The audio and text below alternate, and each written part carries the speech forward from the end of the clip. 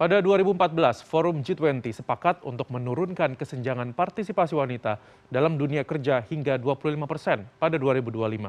Sayangnya, akibat pandemi COVID-19, kesenjangan terus melebar. Wanita lebih banyak kehilangan pekerjaan dibanding laki-laki. Dalam Forum G20 tahun ini, Indonesia diharapkan dapat mendorong peningkatan pemberdayaan perempuan melalui transformasi digital.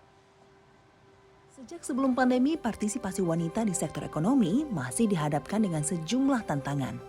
Perempuan itu berbeda dengan laki-laki. Perempuan itu bisa hamil, bisa kemudian dia memiliki anak yang keluar dari rahimnya, dia harus memberikan breastfeeding, menyusui, dia sering dihadapkan pada dilema mau sekolah atau mau kawin, mau karir atau mau punya anak, mau di rumah, ngurusin rumah atau karena dianggap ngurusin rumah itu adalah perempuan atau meneruskan bekerja. Pertanyaan-pertanyaan seperti itu tidak dihadapkan kepada jenis kelamin laki-laki. Sehingga ini yang disebut level playing field-nya nggak sama.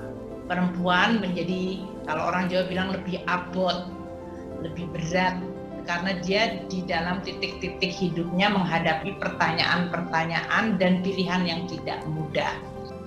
Menurut data dari International Labour Organization, secara global, rata-rata partisipasi wanita di dunia kerja adalah 47%. Di Indonesia, angka partisipasi wanita di dunia kerja memang lebih tinggi, hampir 54%. Namun jika dibandingkan laki-laki, angka ini masih lebih rendah, 28%.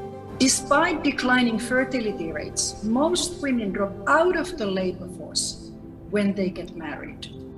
And those who drop out never return. Kesenjangan partisipasi wanita di sektor ekonomi inilah yang mendorong isu pemberdayaan wanita dan kesetaraan gender turut dibahas dalam Forum G20.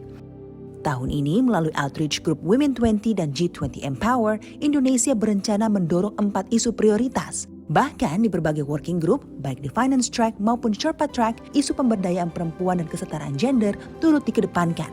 Di antaranya mendorong pemberdayaan dan inklusivitas wanita di bidang literasi digital dan UMKM.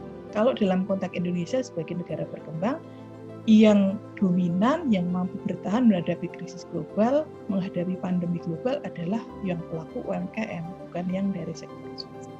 Maka di sini pemberdayaan perempuan, pelaku UMKM mendukung program-programnya dan juga mengupayakan agar persoalan yang dihadapi baik pada level pendidikan, kultural, dan struktural tadi menjadi semakin baik.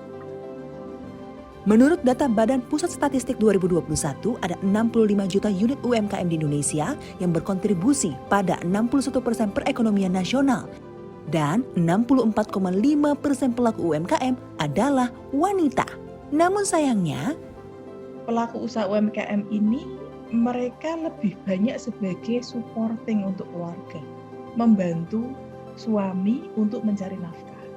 Sehingga ketika kebutuhan untuk mencari nafkah itu sudah terpenuhi, ataupun menurut standar mereka bahwa kebutuhan keluarga itu sudah terpenuhi, ya sudah, jarang ada upaya untuk meningkatkannya menjadi usaha yang lebih besar. 1 dari 3 agenda prioritas di G20 tahun ini adalah transformasi digital. Peningkatan literasi digital dan keterlibatan perempuan di sektor ekonomi diharapkan dapat meningkatkan ketahanan UMKM selama pandemi dan mendorong pemulihan ekonomi global. G20 Empower diharapkan mampu menyuarakan dan mengembangkan kebijakan terkait kesetaraan gender. Mumtazah Chotoningrat, Windri Hawadis, Jakarta.